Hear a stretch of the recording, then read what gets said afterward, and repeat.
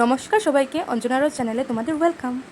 এই যে ফটো দেখে তোমরা বুঝতে পারছো যে আমি কিছু ঠান্ডা বানিয়েছি।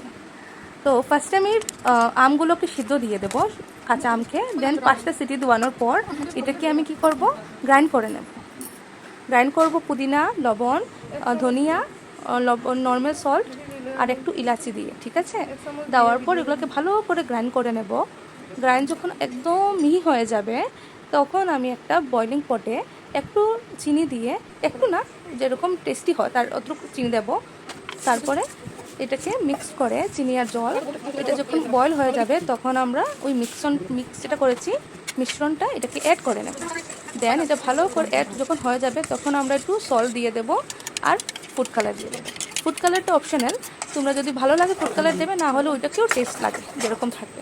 তারপরে যখন ঠান্ডা হয়ে যাবে তখন আমরা লেমন জুস দিয়ে দেবো, লেমন জুস 3 চামচ দিয়ে দেবো। তারপরে এটাকে ঠান্ডা হওয়ার পর এটাকে তোমরা সার্ভ করো, দেখবে অনেক ভালো লাগবে। আচ্ছা বলো তো আমি কি বানালাম, আর আমি তো ঘরে বানিয়েই নিলাম, এখন তোমরাও বানাও আর এনজয় করো একসাথে মিলে।